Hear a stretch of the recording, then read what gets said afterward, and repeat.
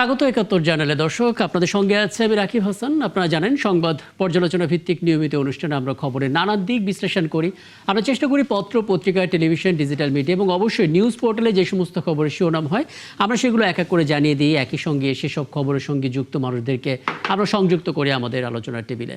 আমাদের স্টুডিওতে এবং অনলাইনে অতিথিরা সংযুক্ত হন, আমরা তাদেরকে প্রশ্ন করি, তাদের কাছ থেকে উত্তর খোঁজার চেষ্টা করি এবং তারা আমাদেরকে খবরের গভীরে নিয়ে যান। সেই ধারাবাহিকতায় আজ আমার সঙ্গে আছেন কেন্দ্রীয় বিএনপি তথ্য বিষয়ক সম্পাদক, সংসদ সদস্য আজিজুল বারী হেলাল এমপি এবং আছেন সিনিয়র সাংবাদিক সোহরাব হাসান। আপনাদের দুজনকেই আমন্ত্রণ জানাচ্ছি ৭১ জানালে, কৃতজ্ঞতা জানাচ্ছি আমাকে সময়টা দেওয়ার জন্য। সুপ্রিম কোর্টের আইনজীবী ব্যারিস্টার সাজ্জাদ আলী চৌধুরী, জনাব সাজ্জাদ আলী চৌধুরী, আপনাকে আমন্ত্রণ জানাচ্ছি, ধন্যবাদ জানাচ্ছি আমাকে সময়টা দেওয়ার জন্য। সত্যজিৎ চক্রবর্তী নিশ্চয়ই পশ্চিমবঙ্গ থেকে যুক্ত আছেন আমাদের সঙ্গে। আচ্ছা, সত্যজিৎ চক্রবর্তী যুক্ত হতে থাকুক। আমি একটু সিনিয়র সাংবাদিক সোহরাব হাসান, আপনার একটা মতামত শুরুতে একটু জেনে নেব। আপনি নিশ্চয়ই খবর পাচ্ছেন আসলে পশ্চিমবঙ্গে কি চলছে। যদি কয়েকটা বলি, আমরা যে খবরটা পাচ্ছি সেটা হচ্ছে যাদবপুরে লেনিনের মূর্তি সেটা ভাঙা হয়েছে।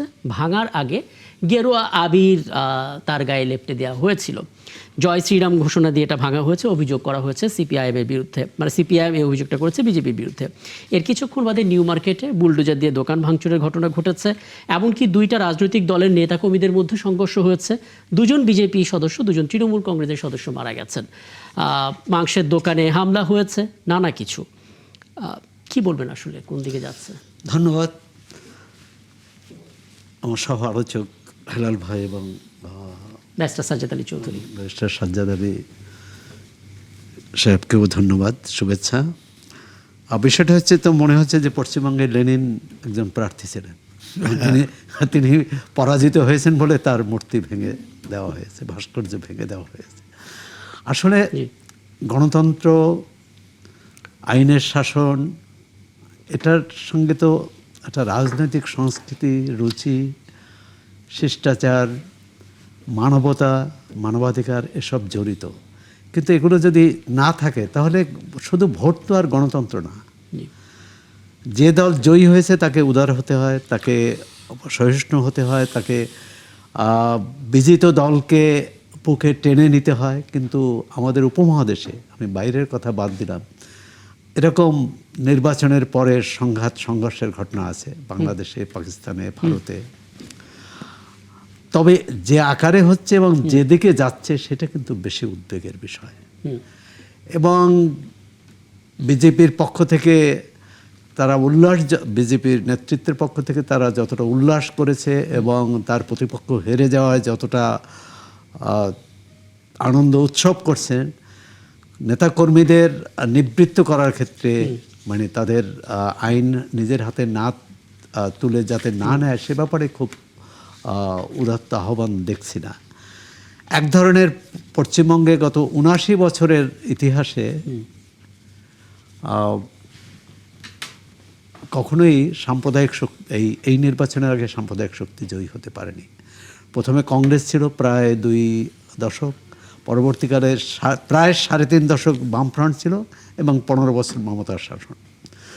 আবার আমরা এও দেখি বাংলাদেশের মতোই যে যারা একসময় কংগ্রেস করতেন তারা তৃণমূল করেছেন, যারা বামফ্রন্ট করতেন তারাও তৃণমূলে গিয়েছেন এবং তৃণমূল থেকে আবার বিজেপিতেও গিয়েছেন।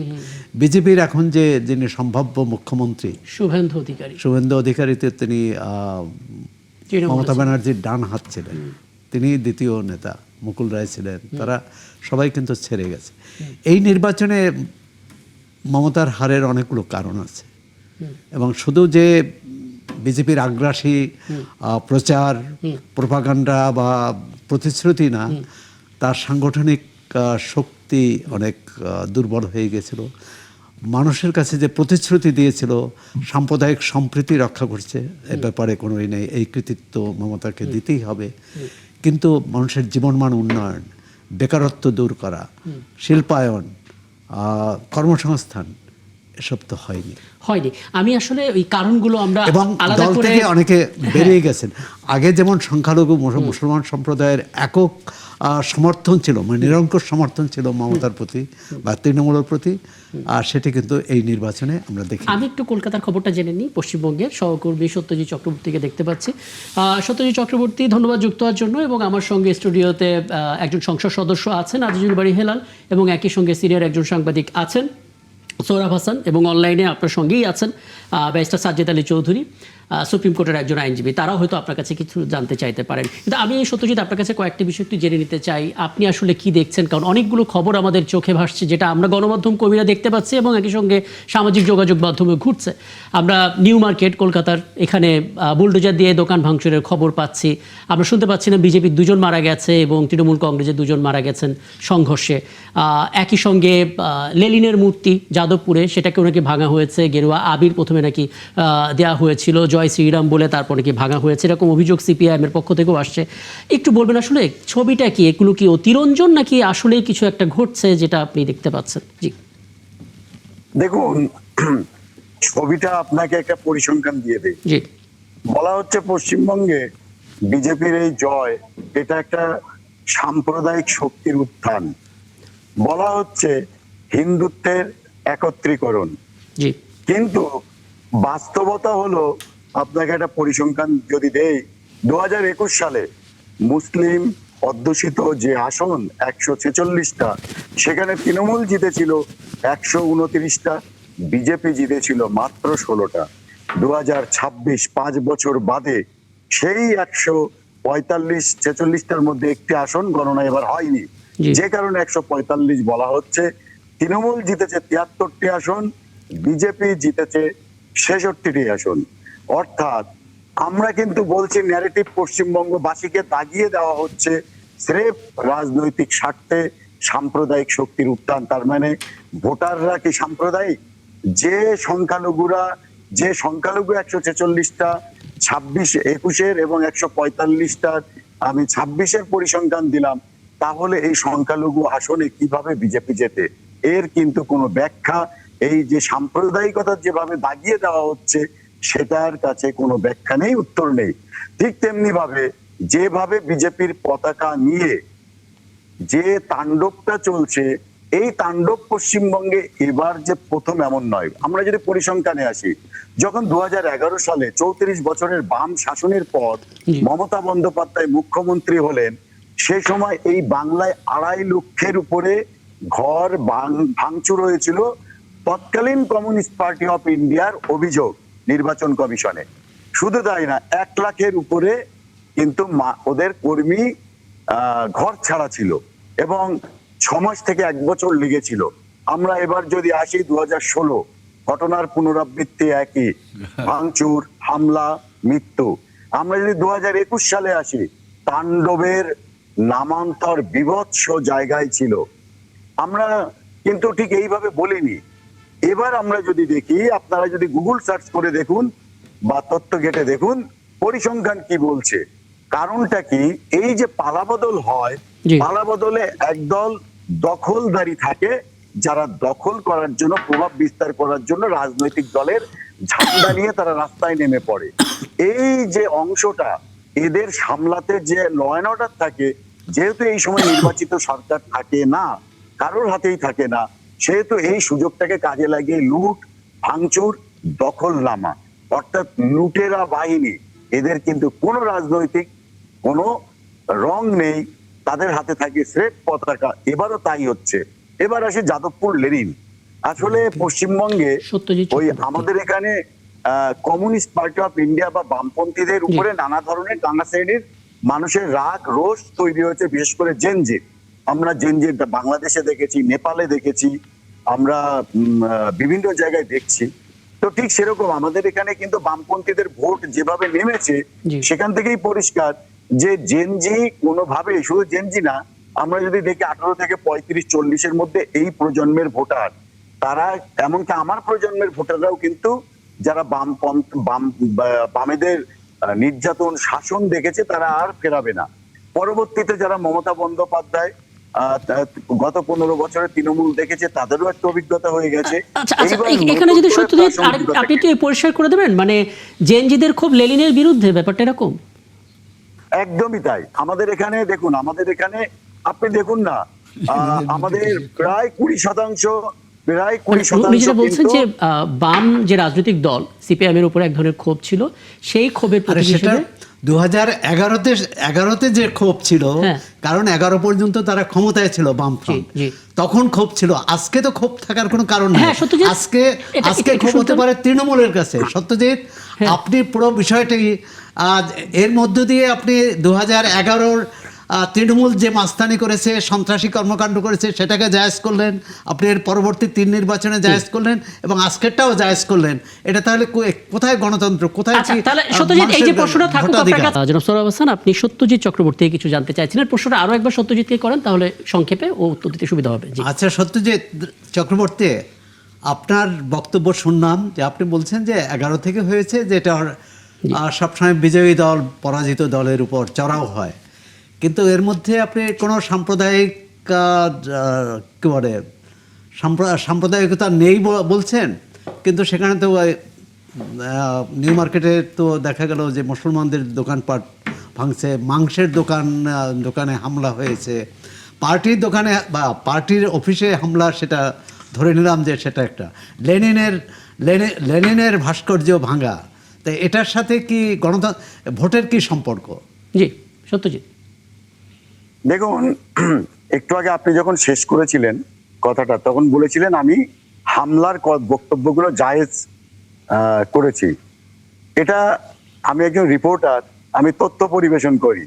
সেক্ষেত্রে আমি আপনাকে পরিসংখ্যান দিয়েছি, পশ্চিমবঙ্গে শেষ 5 দশকে যে নির্বাচন হয়েছে, তার মৃত্যুর সংখ্যা, হিংসার সংখ্যা, কংগ্রেসের হাত ধরে সিদ্ধার্থ শঙ্কর রায় যখন মুখ্যমন্ত্রী, তার হাত ধরে পশ্চিমবঙ্গে বিধানসভা নির্বাচনে যে বাহুবলী প্রয়োগ হয়েছিল, সেই ধারা দিনকে দিন বেড়েছে।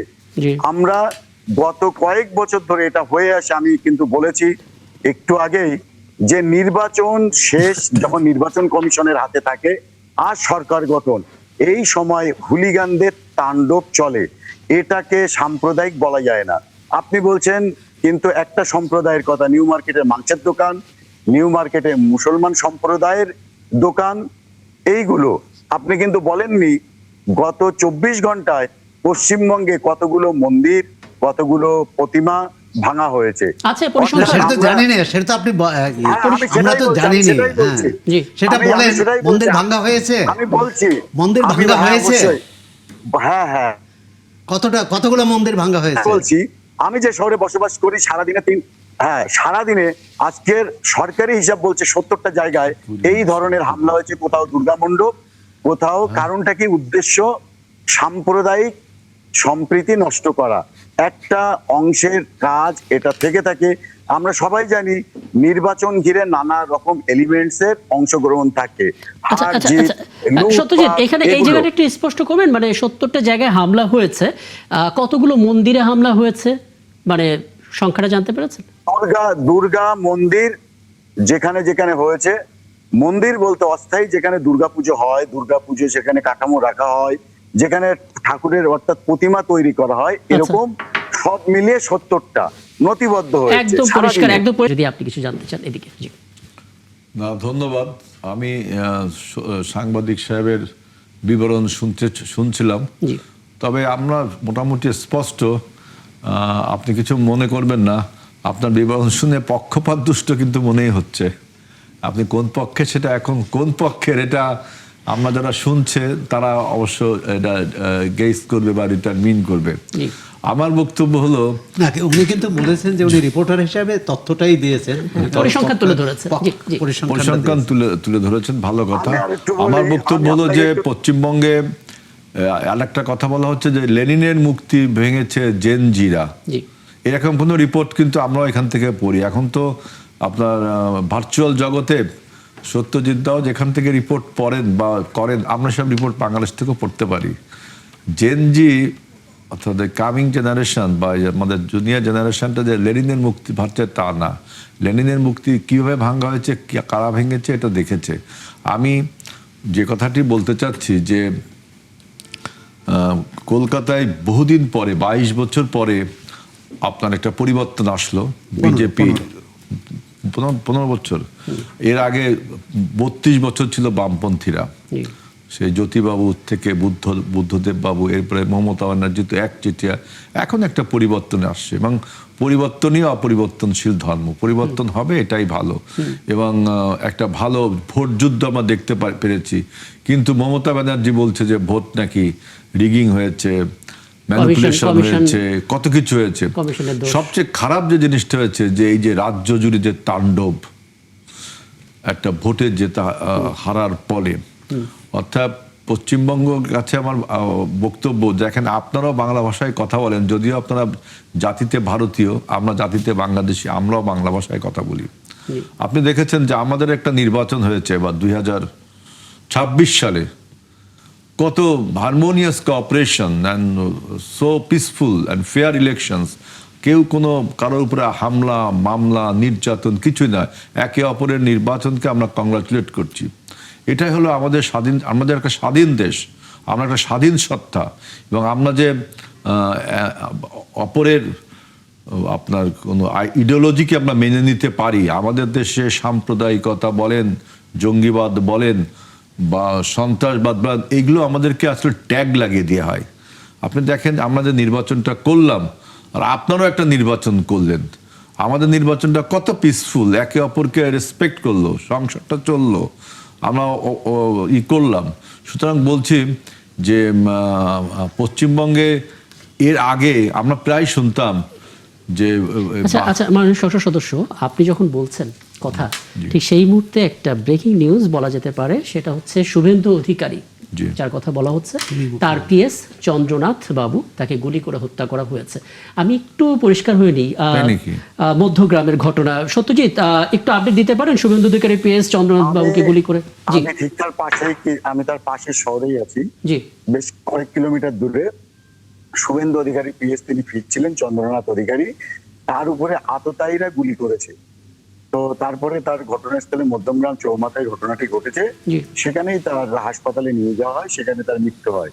আমি যে কথা বলছিলাম, সাংসদ, মাননীয় সাংসদ যেটা বলছিলেন যে পক্ষপাত দুষ্ট, আমি ছোট্ট করে একটু, আমি যদি বলি বামপন্থীদের গ্রহণযোগ্যতা নেই, এটা কিন্তু আপনার মনে হবে পক্ষপাত দুষ্টতা। আবার পরিসংখ্যান বলছে, আপনাকে পরিসংখ্যান দেই, 2011 সালে যখন মমতা বন্দ্যোপাধ্যায় এলেন, তখন বিরোধী হলেন বামপন্থীরা। 2016 সালে তাদের ভোট পরিসংখ্যান ছিল 20% উপরে। আবার আমরা যদি দেখি 2021 সালে সেখানে 6% নেমে গেল, 20 থেকে 6-5 নেমে গেল, আর এবার মাত্র 5% নেমে গেল। 2021 সালে 0 আসন ছিল, অর্থাৎ শূন্যের কোটায় নেমে গেছিল, কেউ জেতেনি। এবার যদিও তাদের একজন জিতেছে, অর্থাৎ এই যে পড়ে গেছে। আমাদের এখানে রাজনীতিকরা বলে থাকেন বামপন্থীরা 300 আসন, এই 300 ভোট পেলো কিনা কোন বুথে, সেটা গুরুত্বপূর্ণ না। সত্যজিৎ, আপনি আপনার জায়গাটা, আপনার অবস্থানটা পরিষ্কার করেছেন। আমি একটু আজু ভাই হেলেন, আপনার বক্তব্যটা শেষ করি, তারপরে আমি। দেখুন, আমি বলতে চাচ্ছি যে আপনি পক্ষপাত দুষ্টু হতেই পারেন, কারণ আমার একটা আমাদের ফিলসফি যে মানুষ কখনো নিরপেক্ষ হতে পারে না। মুখে বলবেন আপনি যে আমি নিরপেক্ষ, কিন্তু কখনো নিরপেক্ষ হতে পারে না, কোনো না কোনো ইডিওলজিতে আপনি বিশ্বাস করবেনই। যেমন বলছেন যে মন্দির ভাঙ্গা হয়েছে, তখন আমি এই কথাটা শোনার পরে আমার কাছে মনে হয়েছে যে কোনো না কোনোভাবে আপনি, কারণ ভারতের মতো জায়গায়, পশ্চিমবঙ্গের মতো জায়গায় আমি কিছুক্ষণ আগে দেখলাম যে মন্দিরে প্রবেশ করতে পারবে কারা, এই জন্য আপনার আমাদের সনাতন ধর্মাবলম্বীদের দুটো গ্রুপের মধ্যে একটা সংঘর্ষ হয়েছে একটা মন্দিরে, আমি দেখলাম। সুতরাং আপনি যখন বলছেন যে মুসলমানদের উপর আক্রমণ করা হয়েছে, আবার মন্দিরের উপর আক্রমণ করা হয়েছে, তার মানে কি আপনি টোটাল এই যে গন্ডগোলগুলোকে, মন্দির ভাঙ্গাকেও জায়েজ করছেন, মুসলমানদের উপর আক্রমণ করাকে জায়েজ করছেন। অবশ্য আপনার বিবরণ এগুলো যাই দিচ্ছেন। আমার বক্তব্য হলো যে দেখেন, অনেকদিন পর বিজেপি বিজয় লাভ করেছে। আমি গতকালকে আপনাদের ANI টেলিভিশনে কংগ্রাচুলেট করেছি শুভেন্দু অধিকারীকে, এবং তার এই বিজয়কে আমরা কংগ্রাচুলেট করেছি এবং আমরা মনে করি যে এই বিজয়ের ফলে আপনাদের দেশে পশ্চিমবঙ্গের ক্ষমতা পরিবর্তনের ফলে আপনারা জানেন যে আমাদের ওইখানে তিস্তা বাঁধের একটা সমস্যা রয়েছে, যেটা বামফ্রন্ট তৃণমূল কংগ্রেস টিএমসি তারা থাকলে আমাদের এই যে আপনার তিস্তা প্রজেক্টটা বন্ধ হয়ে গিয়েছিল। কেন্দ্রীয় সরকার চাচ্ছে একটা, রাজ্য সরকার চাচ্ছে আরেকটা। এখন কেন্দ্রীয় সরকার রাজ্য সরকার একই অ্যালাইনমেন্ট। আমি একটু আশাবাদী হতে পারি যে আমাদের তিস্তা প্রজেক্টের একটা সুরা হবে। আপনাদের বিজয়কে নিয়ে আমাদের মাথা ব্যথার কোনো কারণ নেই। যিনি বিজয় লাভ করেছেন আমরা কিন্তু গতকালকেই কংগ্রাচুলেট করছি। আমি ব্যারিস্টার সাজ্জাদ আলী চৌধুরী, আপনার কাছে দুঃখ প্রকাশ করছি, অনেকক্ষণ ধরে আপনি অপেক্ষায় আছেন। আমি আরেকটু অপেক্ষায় রাখি আপনাকে। আমি সত্যজিতের কাছে একটা বিষয় একটু পরিষ্কার হয়নি। সত্যজিৎ, আমরা শুভেন্দু অধিকারীর বক্তব্য শুনছিলাম বা ওইখানকার কিছু নেতা তারা ডক্টর ইউনূসের যে সময়টা, সেই সময়টাতে বলছিলেন যে বাংলাদেশে জিহাদি সরকার তৈরি হয়ে গেছে, এরকম একটা ন্যারেটিভ। এখনো কি এরকম দৃষ্টিভঙ্গি আছে, নাকি এখন একটু ইতিবাচক চিন্তা ভাবনা করছে? সেই হিসেবে বিজেপি যদি পশ্চিমবঙ্গের সরকার গঠন শুরু করে দেয়, বাংলাদেশের সঙ্গে সম্পর্কটা কেমন হতে পারে, অন্তত ওই দিক থেকে একটু ধারণা আমাদেরকে দেবেন ছোট করে। জি, অবশ্যই। প্রথমে আমি একটু বলি, আমি কিন্তু বায়াসড, উনি যেটা বললেন জায়েজ করেনি। মন্দির মসজিদে বিজেপির পতাকা লাগানো এবং যা কিছু হয়েছে, আমি বলছি এটা হুলিগ্যান, কারণ হুলিগ্যানদের কোনো ধর্ম হয় না, ভোটারদের কোনো ধর্ম হয় না, ভোটে কোনো ধর্ম হয় না, ধর্ম মানুষের পরিচয় নয়। তো আপনারা, আমি অবশ্যই নিরপেক্ষ নই, আমি তথ্য পক্ষের, আমি কোনো ধর্মের নই। একদম পরিষ্কার করেছে সত্যজিৎ। এবার শুভেন্দু অধিকারী সহ যে সময়টার কথা ভাইরাল হচ্ছে, সেই সময়টা বাংলাদেশের পরিস্থিতি অন্যরকম ছিল এবং আমরা সবাই জানি যে কোনো ভোটের আগে একটা রাজনৈতিক প্রেক্ষাপট তৈরি করতে হয়। সেই প্রেক্ষাপট তৈরির জন্য পাকিস্তান, ভারত, বাংলাদেশে যা যা তৈরি করার, এটা কিন্তু নতুন নয়। তখন আমরা শুনেছি আমাদের এখানে পাকিস্তান, আপনাদের ওখানে বাংলাদেশকে ভারতের কাছে বিক্রি করে দেওয়া হয়েছে। আমি আজ অব্দি দেখিনি কে কিনলো আর কে বিক্রি করে দিল, কোন অংশটা কিভাবে। তো এইগুলো ন্যারেটিভ, এগুলো হচ্ছে ভোটের ক্ষেত্র তৈরি করা। আমি সেইখানে যাচ্ছি না। বিষয়টা হচ্ছে দুটো রাষ্ট্র অফিসিয়ালি টেবিলে কি বলছে, সেই জায়গাটাই আমরা আলোচনা করব। তো আমরা যদি সেটা দেখি, এখনো পর্যন্ত কিন্তু আমরা যে তিস্তা প্রকল্পটা দেখেছি, আমরা মনমোহন সিং যখন 2011 সালে তৎকালীন মুখ্যমন্ত্রী মমতা বন্দ্যোপাধ্যায়কে নিয়ে ঢাকায় গেলেন, টেবিলে চুক্তির বসে টেবিলে তিনি, ওটা মনে আছে সত্যজিৎ। ওখানে মমতা বন্দ্যোপাধ্যায় উনি তো বাধা দিয়েছিলেন, পরবর্তীতে উনি বলেওছিলেন যে তিস্তায় পানি নেই, দেবো কি করে। যাই হোক, আমরা আপনার বক্তব্যটা, আন্তর্জাতিক নদীর পানি কিন্তু কেউ আটকাতে পারে না। সত্য কথা তো বুঝতে হবে যে আন্তর্জাতিক নদীর পানি, এই পানি মমতা ব্যানার্জির নিজস্ব পানি না, এটা আন্তর্জাতিক নদীর পানি। ক্ষমতার জোরে তিনি সেটা বলেছেন। এখন তো ঠিকই আপনি বিজেপির কাছে পরাজিত হলেন, এখন যদি বিজেপি পানি দেয় তখন কি মমতা ব্যানার্জির ওই কথাটা টিকবে? সেদিন না হয় আমরা মমতা ব্যানার্জির সাথে যোগাযোগ স্থাপনের চেষ্টা করবো। আমি একটু ব্যারিস্টার সাজ্জাদ আলী চৌধুরী আপনার কাছে আসি। আমরা দেখতে পাচ্ছিলাম বিএনপির পক্ষ থেকে পশ্চিমবঙ্গের নতুন সরকারকে অভিনন্দন জানানো হয়েছে, শুভেচ্ছা জানানো হয়েছে। জামাত ইসলামী জানিয়েছে কিনা এখন পর্যন্ত? জি, ধন্যবাদ একাত্তরকে এবং আমার সহ আলোচক বৃন্দ। জামাত ইসলামী এখনো জানিয়েছে কিনা ঠিক আমাদের চোখে পড়েনি। তবে একটা এই আলোচনার প্রেক্ষিতে একটা কথা আমি বলতে চাই, আমাদের ওই সত্যজিৎদার ঘাড়ে কয়টা মাথা, ওখানে যে পরিমাণ হাঙ্গামা চলছে, যদি যার ওটা তার কিছুটা তো বটে। উনি, আমি মনে করি উনি যেটুক বলছেন এতটুকুই যথেষ্ট। এর চেয়ে বেশি বলতে গেলে ওনার বাসায় আবার এরকম আক্রমণ হতে পারে। যার কারণে আমি মনে করি উনি ওনার তরফ থেকে যেটা বলছেন সেটা প্রপারলি বলছেন। আর সবচেয়ে বড় কথা হচ্ছে, যুদ্ধ বা রাজনীতিতে সবার আগে মারা যায় সত্য। এখানে যে ওনারা এখন বুঝতে পারবে আমরা বাংলাদেশে তখন কি সিচুয়েশনটা ফেস করেছিলাম, কারণ ওনারা তখন অর্ধসত্য নিয়ে যেভাবে নিউজ করছিলেন এবং আমাদেরকে যেভাবে প্রোপাগান্ডার শিকার হয়েছিলাম, এবং যার কারণে বিশ্ব মানচিত্রে আমাদের মাথাকে ছোট করেছিল। এখন ওনারা সেই জিনিসটা বুঝতে পারছেন, কারণ হচ্ছে রাজনীতিকে ধর্মের রং দিয়ে এখন ওনারা সেটা সাফার করছেন। এবং যদিও উনি বলছেন কিছুটা একপক্ষিক মনে হচ্ছে, বাট আমি মনে করি ওনার ঘাড়ে যেহেতু একটাই মাথা, উনি এভাবে সেফলি বলাটাই বেটার, কারণ উনি তো ওখানেই থাকতে হবে। তবে যে ইস্যুটা হচ্ছে, শুভেন্দু অধিকারী কিন্তু আমি আশা করি, উনি তো প্রথমেই বলেছেন শেখ হাসিনাকে প্রধানমন্ত্রী দেশে বাংলাদেশে পাঠাবেন। আশা করি উনি এরপর দায়িত্ব নেওয়ার পরে শেখ হাসিনাকে বাংলাদেশে পাঠানোর ব্যবস্থা করবেন, সেটা প্রধানমন্ত্রী হোক অথবা কনভিক্টেড আসামি হিসেবে হোক, যেভাবে হোক উনি পাঠানোর ব্যবস্থা করবেন। আর সবচেয়ে বড় পানি নিয়ে যে কথাটা উঠছে, আসলে এই পানি বিজেপি আসলেও পানি দিবে না, কারণ এটা তখন এক ছিল মমতার গায়ে রং লাগিয়ে পানিকে বন্ধ করে দেওয়া তিস্তার পানি, এখন অন্য একটা হয়তো ক্লু নিবে, কিন্তু পানি আমরা পাবোই না। আমাদের তিস্তা যে মহা প্রকল্প সেটার দিকে এগোতে হবে দিন শেষে। হ্যাঁ, কিন্তু মানে আগাম বলে দেওয়াটা যে হবে না সেটা কতটা যৌক্তিক, কারণ সময়টা যাক। কিন্তু এখানে সরকার গঠন করার ক্ষেত্রে একটা জটিলতা আমরা শুনতে পাচ্ছিলাম, সত্যি যদি একটু স্পষ্ট করেন। যদি সবকিছু ঠিকঠাক থাকে 9 মে সকাল 10টায় শপথ নেবে নতুন পার্টি, দিনটা বিশ্বকবি রবীন্দ্রনাথ ঠাকুরের জন্মবার্ষিকী হওয়ায় ধার্য করা হয়েছে। একটু বলবেন, মমতা বন্দ্যোপাধ্যায় নিজেই তো পদত্যাগ করছেন না, সেই সময় আবার শপথ তৈরি করা, মানে কি ধরনের শঙ্কা আছে এখন পর্যন্ত? দেখুন, সরকারের মেয়াদ হচ্ছে আর মাত্র কয়েক ঘন্টা, রাত 12টা ভারতীয় সময়। আচ্ছা, তো সরকারের মেয়াদ যখন শেষ হয়ে যায়, তারপরে সেই সরকারের ইস্তফা দিলে কি প্রধানের, আর না দিলেই বাকি। এটা হচ্ছে প্রথম আর কি। দ্বিতীয়ত হচ্ছে রাজ্যপাল সাংবিধানিক ভাবে তিনি এই যেহেতু সরকারের মেয়াদ শেষ, তারপরে সরকার গঠনের জন্য তিনি যাকে ডাকবেন তারা সরকার গঠন করবেন। একক সংখ্যাগরিষ্ঠতা পেয়েছেন যেহেতু বিজেপি দল, তাদেরই ডাকবেন।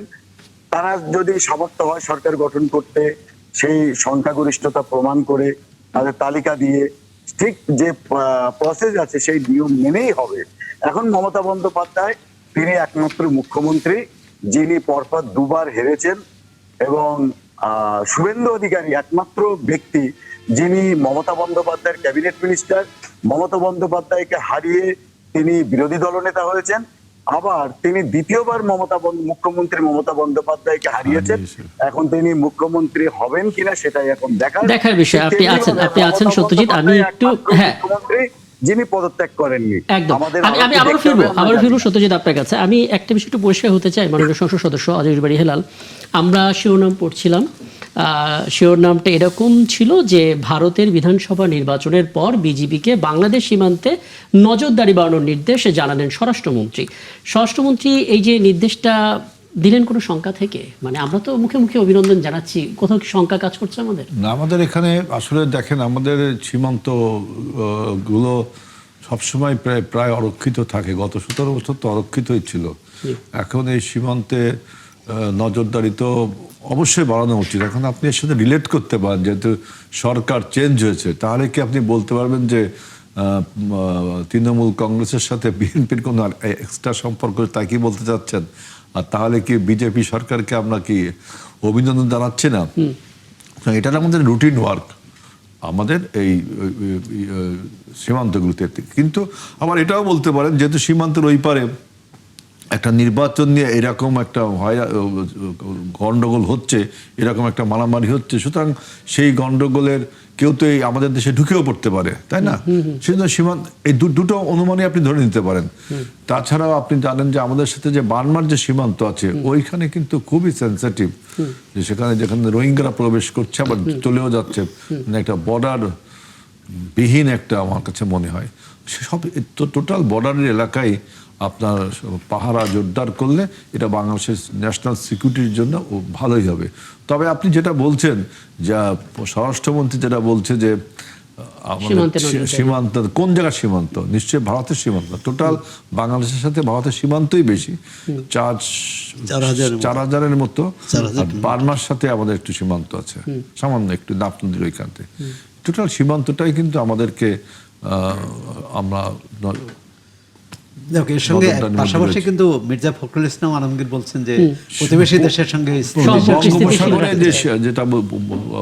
যেটা বলছে, বঙ্গোপসাগরে আমাদের নজরদারি, আমাদের নতুন একটা প্লেন কেনা হয়েছে যেখানে একদম বঙ্গোপসাগরের ওপার পর্যন্ত আমরা নজরদারি করতে পারবো, যে কোনো কিছু এক্সোটিক কিছু ঢুকে পড়লো না।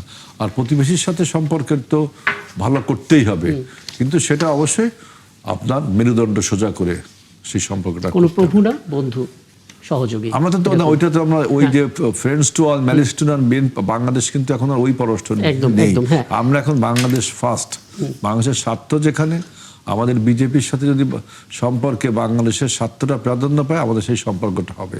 সুতরাং এটা নিয়ে কোনো খুবই ভাববার স্পষ্ট। কিছু নেই। ব্যারিস্টার সাজিদ আলী চৌধুরী, একটা বিষয়ে শঙ্কা জাগাচ্ছে কিনা, ধরুন জামাত ইসলামী 11 দলীয় যে জোট, তারা বিরোধী দলে আছে, শক্তিশালী একটি দল এবং পার্লামেন্টে বেশ মেধাদীপ্ত বক্তব্য তারা দিচ্ছে এবং হয়তো সাধারণ জনগণের যে চাওয়া, সেই চাওয়া নিয়েও তারা মাঠে কথা বলবে।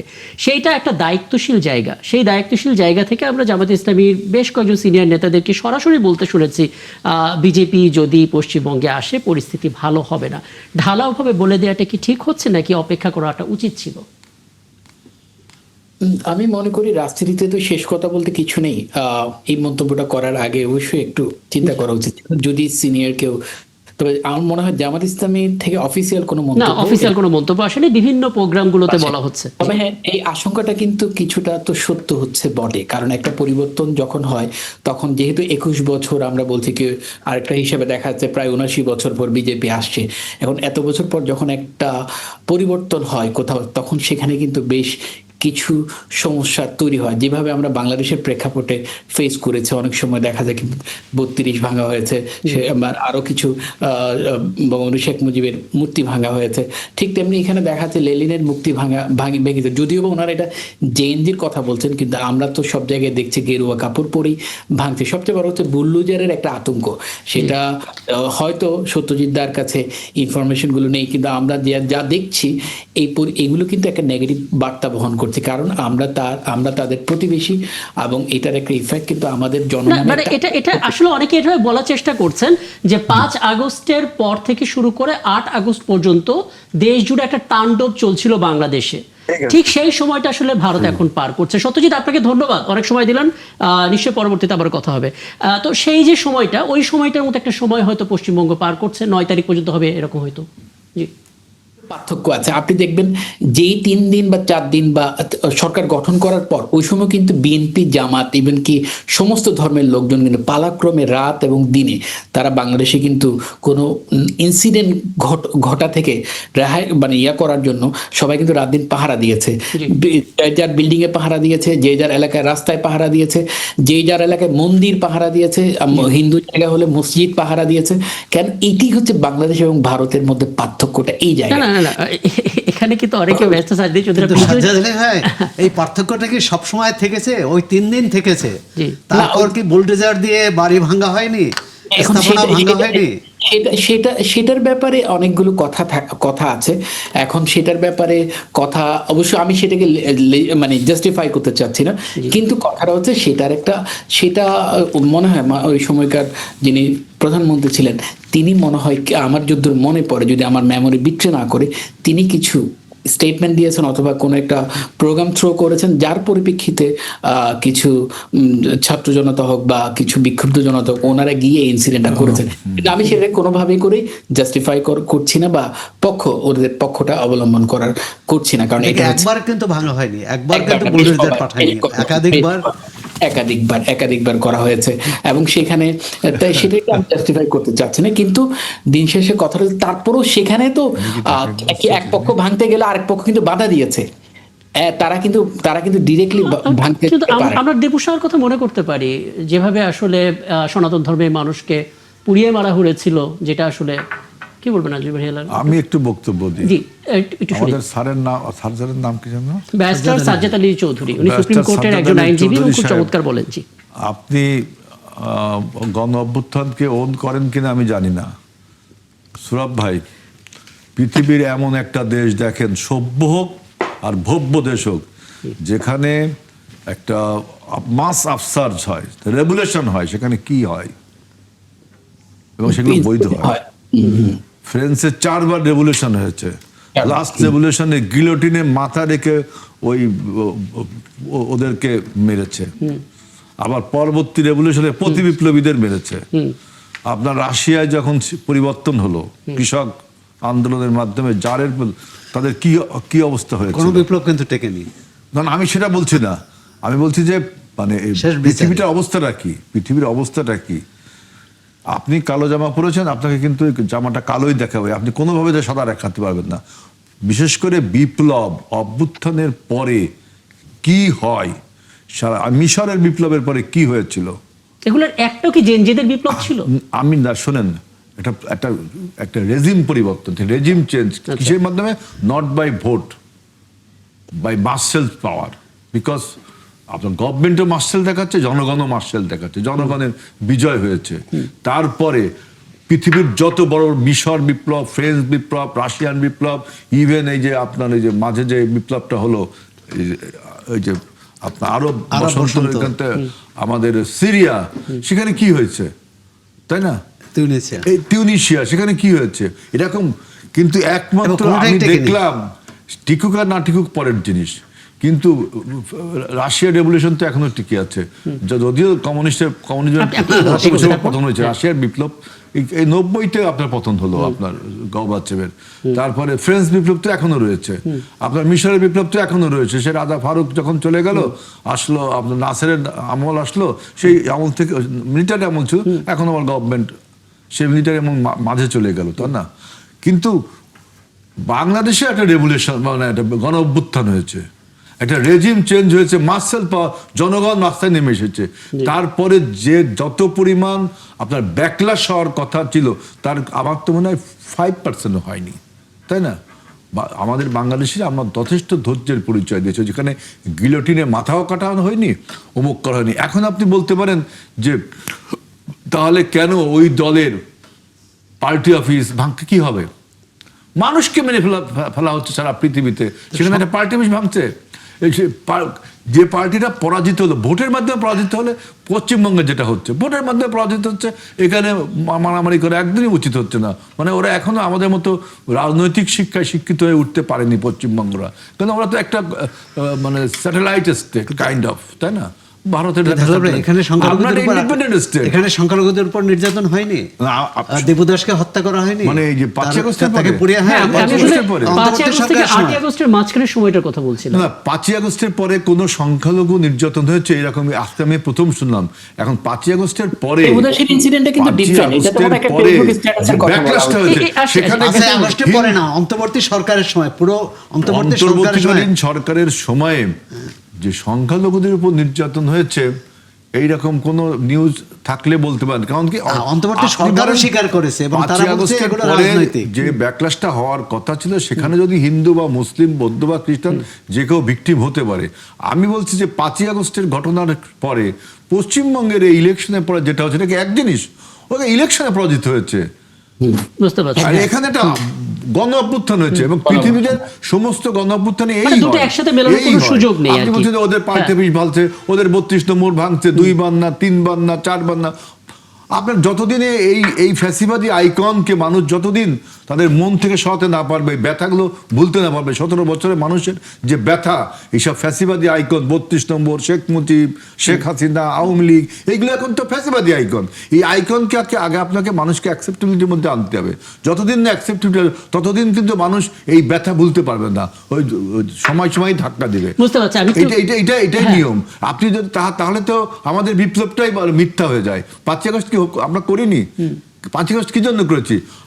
আওয়ামী লীগ, হাসিনা, শেখ মুজিব, 32 নম্বর, আপনার যত সব আছে আইকন, সব আইকনকে ধ্বংস করার জন্য। মানে শুনতে পাচ্ছেন এখন এরকমও বক্তব্য বিরোধী দলের পক্ষ থেকে আসছে যে আওয়ামী লীগের পথেই হাঁটছে বিএনপি।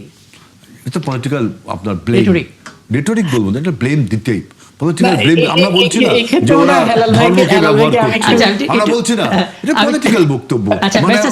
মানে কাইন্ড অফ একটু শেষ করবেন, তারপর আরেকটা বিষয়তে যাব। জি, হেলাল ভাইকে একজন সজ্জন রাজনীতিবিদ মনে করি। সবচেয়ে মনে করি না এটা সত্য। সবচেয়ে বড় কথা হচ্ছে হেলাল ভাই কিন্তু এটাকে রেভলিউশন বলছেন, আবার কালকে রেভলিউশন মানে গণঅভ্যুত্থান। আমি গণঅভ্যুত্থান, রেভলিউশন হয়তো চলে আসছে, কিন্তু এটা গণঅভ্যুত্থান। হ্যাঁ, চলে এখন আসছে। regulation গণঅভ্যুত্থান, যেটাই বলি কিন্তু দিন শেষে কিন্তু মানুষই কিন্তু এই পরিবর্তনটা এনেছে এবং এই পরিবর্তনটা মানুষ, হেলাল ভাই নিজেই বলছেন যে যেহেতু এটা ইলেকশনের মাধ্যমে হয়নি, যেহেতু একজন নয়, 1 লক্ষ নয়, কোটি কোটি মানুষই রাস্তায় নেমে এটাকে একটা সমর্থন করার কারণেই কিন্তু এই রেভলিউশনটা হয়েছে, ফ্যাসিস্ট পালিয়ে যেতে বাধ্য হয়েছে। কিন্তু এখন 18 মাস পরে যখন বিএনপি ক্ষমতায় আসলো, তখন কিন্তু রেভলিউশন বা অভ্যুত্থান যেটাই বলেন, সেটার যে রিফ্লেকশন থাকা দরকার ছিল, আমরা আসলে খুব কমই পাচ্ছি। এই জন্য বেসিক্যালি অনেক সময় জামাত বা অন্যান্য দল থেকে ইভেন দোজ ধরেন সুশীল সমাজ থেকেও বলা হচ্ছে যে অনেক আওয়ামী লীগের পথেই কিন্তু বিএনপি হাঁটা শুরু করছে, এবং সেটা কি সেটাই, এবং এটা অনেকগুলো এলিমেন্ট কিন্তু আমরা দেখতে পাচ্ছি। যেমন দেখা যাচ্ছে কি এটা অবশ্য জামাত ইসলামের পক্ষ থেকেও বলা হচ্ছিল যে আপনারা বড় আওয়ামী লীগ হতে পারবেন না, ছোট আওয়ামী লীগ হবেন, এটা বিএনপিকে টার্গেট করে বলা হচ্ছিল। জি, এটা বলা হচ্ছে এই জন্য, কারণ দিন শেষে কিন্তু বড় আওয়ামী লীগ আর ছোট আওয়ামী লীগ তো না, কারণ বিএনপি কখনোই এরকম মানে কখনো তাদের যে কয়বার ক্ষমতায় পেয়েছে, 90 বলেন, 75 বলেন, 2001 বলেন, তখন কখনোই এরকম কোন খুব মেজর ফ্যাসিস্টের ভূমিকা রাখেনি।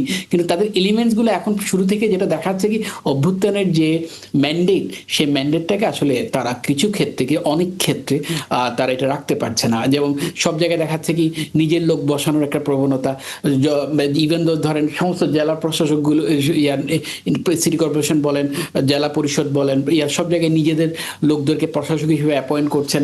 তারপর এই অনেকগুলো সব জায়গায় মানে রাজনৈতিকভাবে তাদের দলীয় লোকজনকে অ্যাপয়েন্ট করা, ইভেন দোজ ব্যাংকিং খাতগুলোকে নিজেদের করা, এই জিনিসগুলো থেকে আসলে আমরা একটা ফ্যাসিজমের গন্ধ পাচ্ছি। এটা আসলে দিন শেষে তো এটা ফ্যাসিজমের পথেই হাঁটা, তাই না? এখন সেই জন্য বিএনপির মনে হয় নিজেদের মধ্যে স্টাডি করা উচিত, যে কারণ এখন এইভাবে যদি হতে থাকে তাহলে কিন্তু মানুষ দিন শেষে তাদের ব্যাপারে নেগেটিভ একটা ইমপ্রেশন ড্র করবে এবং তাদের ভয়েস। বুঝতে পারছি, আপনার বক্তব্য স্পষ্ট। আমি আরেকটা টপিকে যাব, তার আগে যদি এর প্রেক্ষিতে মাননীয় সংসদ সদস্য কিছু বলতে চান সংক্ষেপে হলো যে আপনারা বলছেন বিএনপি আওয়ামী লীগের পথে হাঁটবে, বিএনপিকে আওয়ামী লীগকে অনুকরণ করে নাকি? আমরা তো আওয়ামী লীগকে চ্যালেঞ্জ করে দলটা করেছি এবং আওয়ামী লীগকে প্রতিহত করার জন্য দলটা করেছি।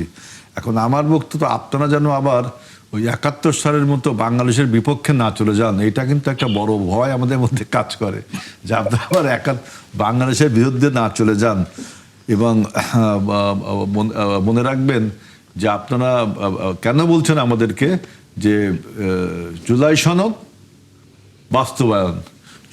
বাস্তবায়নের ব্যাপারে বিএনপি এত আন্তরিকতা শো করেছে যে সেই রবীন্দ্রনাথের বিখ্যাত উপন্যাস জীবিত ও মৃত একটা উপন্যাস ছিল, যে কাদম্বনীকে মরিয়াই প্রমাণ করিতে হলো সে প্রথমবার মরে নাই, দ্বিতীয়বার মরেছে। আপনি রবীন্দ্রনাথের রেফারেন্স দিলেন। আজকে তো এনসিপির একজন সংসদ সদস্য তিনি বলেছেন রবীন্দ্রনাথ ব্রিটিশদের হাতে পায়ে ধরে নোবেল পুরস্কার পেয়েছেন।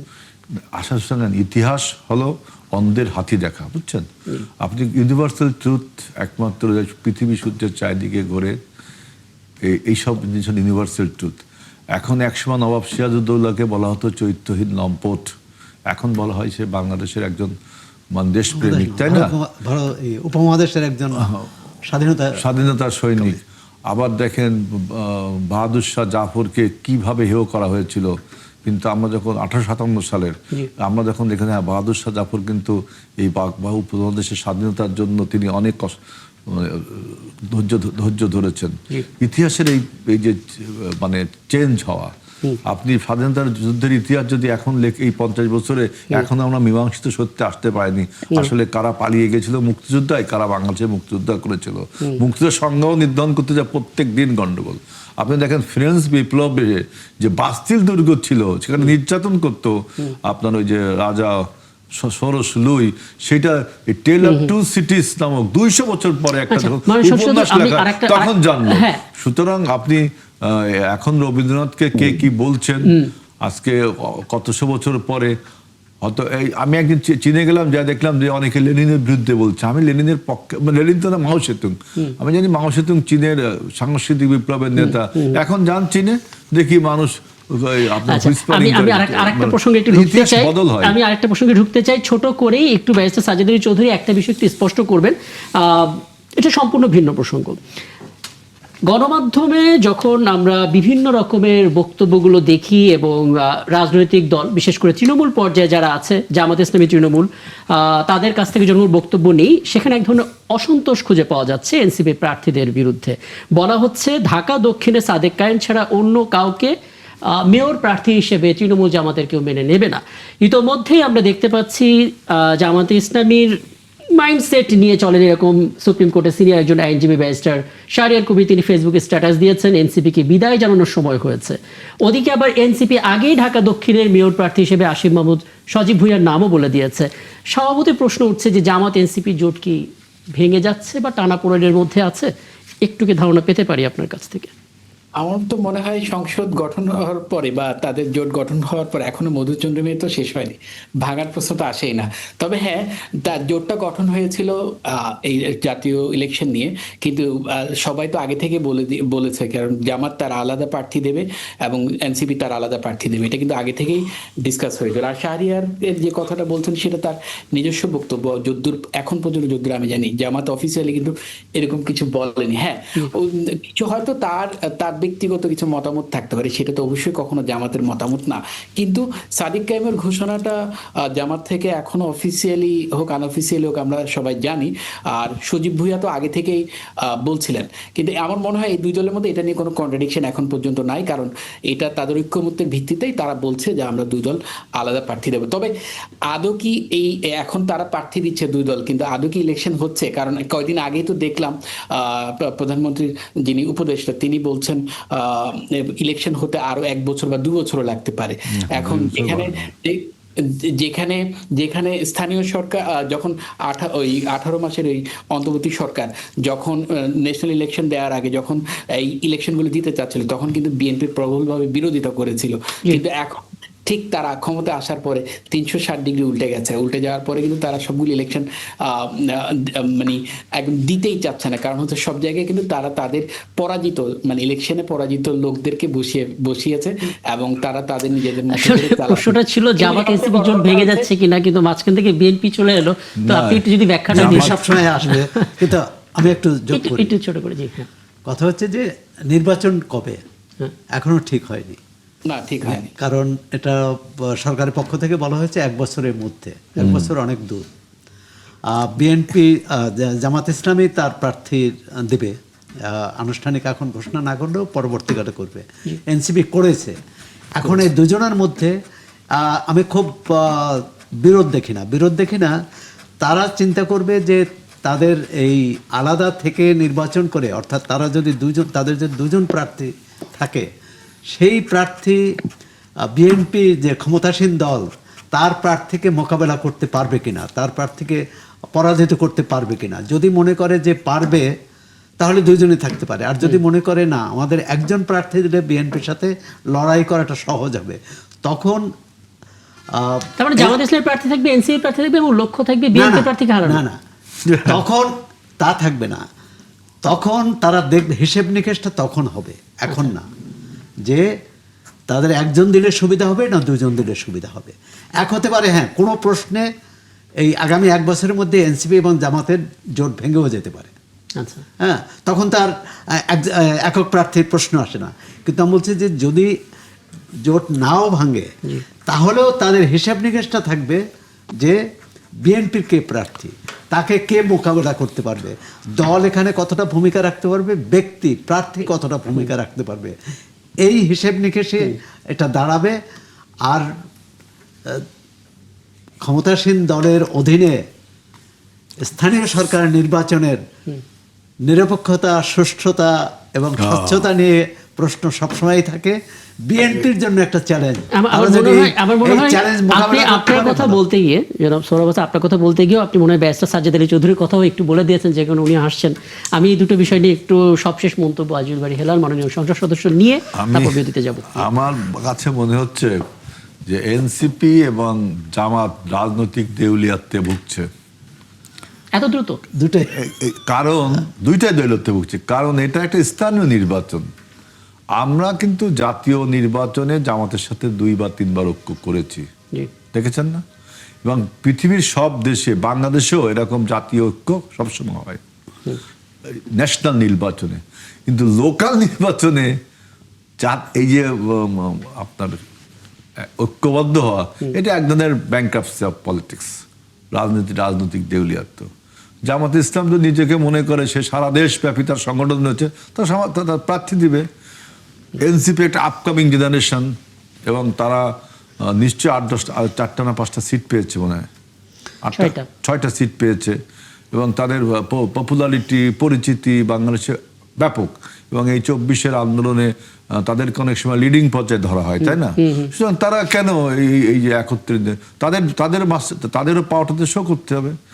ন্যাশনাল নির্বাচন আর এই স্থানীয় নির্বাচন এক না। আপনি কি বিএনপি বা আওয়ামী লীগ বা জাতীয় পার্টি, মানে বাংলাদেশে আগে যে সমস্ত বড় দল ছিল, স্থানীয় নির্বাচনে যে আমরা ঐক্য করেছি, তারা তাদের প্রার্থী দেবে, আমরা আমাদের প্রার্থী দেব। জাতীয় নির্বাচনে আমরা ঐক্যটা শুধু বাংলাদেশ না, সারা পৃথিবীতেই হয়। জামাত কিন্তু অনেক সময় আপনাদের সমর্থন, সেটা আপনি বলতে পারেন, কিন্তু আমাদের অফিসিয়ালি বিএনপির প্রার্থী মেয়র প্রার্থী অমুক, বিএনপির মেয়র উপজেলা চেয়ারম্যান প্রার্থী অমুক, বিএনপির চেয়ারম্যান প্রার্থী অমুক। আমরা কি বলেছি যে বিএনপি জামাত জোটের প্রার্থী কোন স্থানীয় নির্বাচন দেখাতে পারবে? তারপর আপনি বলছেন দল বড় যেহেতু, তার মানে নিজেদের দলীয় প্রার্থীও থাকবে না, যেহেতু প্রতীক বাদ দেওয়া হয়েছে, দলীয় প্রতীক। না, এখন তো এখন সমর্থক সেটা এখন যদি মনে করে যে জামাত আর এনসিপি মিলে বিএনপিকে হারাতে পারবে, বিএনপিকে হারানো না, মিলবে, তা মিলতেই পারে, কিন্তু বড় রাজনৈতিক দল হিসেবে বড় বড় কথা থেকে তখন বিরত থাকতে হবে। তখন আপনার আঞ্চলিক দল, ছোট দল, অর্থাৎ ছোট ছোট কথা বলতে হবে। আচ্ছা, ব্যারিস্টার সাজ্জাদ আলী, যদি 1 মিনিটের মধ্যে শেষ করতে পারেন। জি, ছোট কথা বলবেন না বড় কথাই বলতে থাকবেন? আমি ছোট কথাই বলবো। হেলাল ভাইয়ের কথা ধরে মনে হচ্ছে, মানে উনি জামাত এবং বিএনপির ব্যাপারে যেরকম মমতাময়ী কথা বলছেন, আমির জামাত কোন সময় ওনাকে দাওয়াত দিয়ে বসে জামাতের দিকে, সেটা আমি ভাবছিলাম। সবচেয়ে বড় কথা হচ্ছে মাগুরা এবং শেরপুরের ইলেকশন থেকে আসলে আমি দেখে বুঝতে পারছি যে, যেটা আমাদের সৌরভ ভাই বলছিলেন, যে আদৌ কি এই বিএনপি যেহেতু এখন ক্ষমতায় আছে, তারা সেই ইলেকশনের নিরপেক্ষতা রাখতে পারবে কিনা, সেটা এখন দেখার বিষয় এবং প্রশ্নের বিষয়। কারণ হচ্ছে মাগুরা এবং শেরপুরে যেভাবে এবং বগুড়ায় আমরা যে বিএনপি যেভাবে একপাক্ষিকভাবে তাদের ইলেকশনের দাপট এবং আধিপত্য বিস্তার করেছে, এবং বিভিন্ন ইঞ্জিনিয়ারিং গুলো অফিসিয়ালি হোক আনঅফিসিয়ালি হোক আমরা দেখতে পাচ্ছি। এখন যদি যেটাই বলেন দলীয় প্রতীকে হোক বা নির্দলীয় প্রতীকে হোক, যখন ইলেকশনগুলো হবে সেখানে বিএনপি আদৌ কি নিরপেক্ষভাবে ইলেকশনগুলো, এখন দেশে বিরোধী দল যেহেতু খুব শক্তিশালী, তার মানে খুব সহজে আসলে আগের মতো নির্বাচন করার সুযোগ নাই। মানে আরো আপনি একটু আগে জেনজেটের কথা বললেন, তারাও অনেক রাজনৈতিক সচেতন, কাজে সুষ্ঠু নির্বাচনের জন্য যা যা দরকার সব পক্ষে এসে সেই ভূমিকাটা রাখবে। ইরান বিষয়ক গবেষক সিরাজুল ইসলাম, সিনিয়র সাংবাদিক। সিরাজুল ইসলাম, আপনাকে আমন্ত্রণ জানাচ্ছি, এবং আমার সঙ্গে ঠিক এই মুহূর্তে স্টুডিওতে আছেন আজিজ বাড়ি হেলাল এমপি, এবং একই সঙ্গে আছেন সিনিয়র সাংবাদিক সৌরভ হাসান। এই আলাপের কোনো এক পর্যায়ে তারা হয়তো আপনার কাছে কিছু জানতে চাইতে পারেন, কিন্তু আমি আপনার কাছে একটা বিষয় একটু জানতে চাই। এই তো 5-6 ঘন্টা আগে আপনি একটা ভিডিও বার্তা দিয়েছেন সামাজিক যোগাযোগ মাধ্যমে, যেহেতু ইরান নিয়ে আপনি গবেষণা করেন, আপনার সেই বার্তাটা খুব ইম্পর্টেন্ট ছিল। সেখানে আপনি বলছিলেন যে যুদ্ধবিরতির একটা ঘোষণা হয়তো এসেছে, এবং কোন প্রেক্ষাপটে সেটা এসেছে তার একটা ধারণা আপনি দিলেন। আবার এটাও আমরা শুনতে পাচ্ছি ইউরেনিয়াম জব্দ করবে না এমন কমিটমেন্ট যদি ইরান করে, সেক্ষেত্রে ইরান হয়তো $2000 কোটি পেয়ে যেতে পারে, এরকম একটা সম্ভাবনা আছে, যেটা দীর্ঘদিন ধরে যুক্তরাষ্ট্র জব্দ করে রেখেছিল। একটু বলবেন আসলে যুদ্ধবিরতি কি হলো আদৌ, কোন দিকে যাচ্ছে আসলে? আপনাকে ধন্যবাদ হেলাল ভাই এবং সৌরভ ভাই দুইজনকেই, সাথে সাথে 71 টেলিভিশনের দর্শক শ্রোতা সবাইকে। যুদ্ধবিরতি যা হয়েছে, যুদ্ধবিরতি বলতে কি, ডোনাল্ড ট্রাম্প ঘোষণা করেছেন যে হরমুজ প্রণালীতে তাদের যে প্রজেক্ট ফ্রিডম ছিল সেটা স্থগিত করেছে, আর মার্কো রুবিও ঘোষণা করেছেন যে যুদ্ধের অবসান হয়েছে, যুদ্ধ কনক্লুডেড, শেষ হয়েছে। তো প্রকৃতপক্ষে যুদ্ধ শেষ হলো কিনা সেটা নিয়ে অবশ্যই প্রশ্ন আছে, কারণ ডোনাল্ড ট্রাম্প আজকেই কিছুক্ষণ আগে তিনি আবার হুমকি দিয়েছেন যে আমেরিকা যে প্রস্তাবনা দিয়েছে 14 দফা প্রস্তাবনা, সেই প্রস্তাবনার ভিত্তিতে ইরান যদি চুক্তি না করে, তাহলে আগের চেয়ে অনেক বেশি মারাত্মক আকারে ইরানের উপরে বোমা হামলা করা হবে। যতটা হামলা এর আগে হয়েছে তার চেয়ে অনেক বেশি মাত্রায়। তো যখন ইরানকে এরকম হুমকি দেওয়া হয়, তখন ইরান আদৌ আলোচনায় বসবে কিনা, চুক্তি তো পরের কথা, সেটাই তো একটা প্রশ্ন। আর যখন হুমকি দেওয়া হয়, তার মানে এই যুদ্ধবিরতিটা আসলে কতটুকু কার্যকর হবে বা কতটুকু রাখবে, সেটা একটা প্রশ্ন। আফটার অল আমেরিকা যে কথা রাখে না এবং আলোচনায় বসার ভেতরে যে আবার হামলা করে বসবে না তার নিশ্চয়তা নেই। সেক্ষেত্রে আসলে আমেরিকাকে দিয়ে কোনো কিছু আশা ভরসা বিশ্বাস করার কোনো কারণ আমি দেখছি না। ইরানিরাও খুবই সতর্কতার সাথে দেখছে এবং যদি কোনো আলোচনায় যায় তাহলে তার আগে হয়তো নিশ্চয়ই এই কথা বলে নেবে যে ডোনাল্ড ট্রাম্পকে এই ধরনের কথাবার্তা বলা থেকে বিরত থাকতে বলেন, তবেই আমরা আলোচনা আসবো, আদরণীয় আলোচনা আসবো না। কারণ এটা ইরানি জাতি তারা নিজেদেরকে অত্যন্ত সম্মানিত একটা জাতি মনে করে। সেই সম্মানিত জাতিকে যখন হুমকির মুখে চুক্তি করতে বা আলোচনার টেবিলে ডাকা হয় তখন তারা অসম্মান বোধ করে এবং এইরকম অসম্মান বোধ করা অবস্থায় ইরানিরা আদৌ আলোচনায় বসবে কিনা তা নিয়ে সন্দেহ আছে। খুব স্পষ্ট কথা। আজিবুল হেলাল, কিছু জানতে চাইবেন আপনি?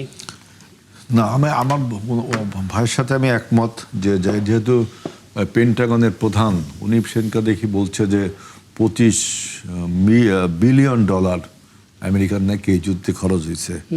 তারপরে এছাড়াও তারা এটা আবার বলে বিনিয়োগ, যুদ্ধের জন্য তারা বিনিয়োগ করেছে, জিততে পারলে তেল পাবে। সে বলছে তা খরচ হয়েছে। আর আমেরিকার সাথে ইনক্লাইন্ড যে সমস্ত 43টা অধিক দেশ ক্ষতিগ্রস্ত হয়েছে এবং এ পর্যন্ত মার্কিন সেনা প্রায় 13 জনের উপরে বা 14 জনের মতো আপনার নিহত হয়েছে। এখন হরমুজ প্রণালী খুলে দেওয়ার জন্য একটা সিদ্ধান্ত আমি দেখলাম হয়েছে।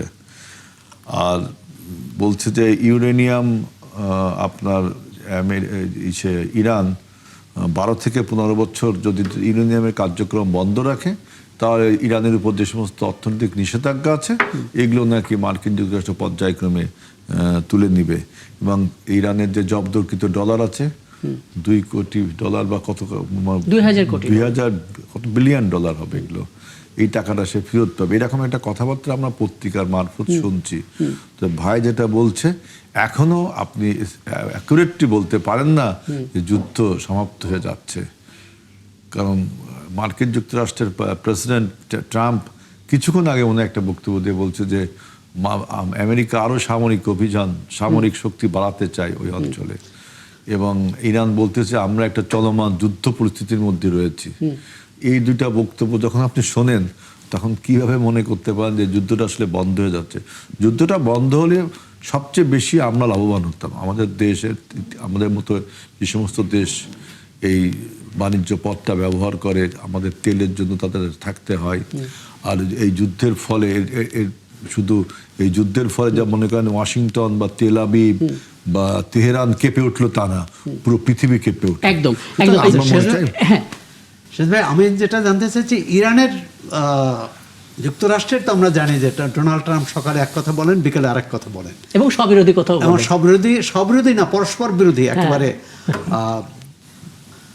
কিন্তু ইরানের অবস্থানটা কি এখন?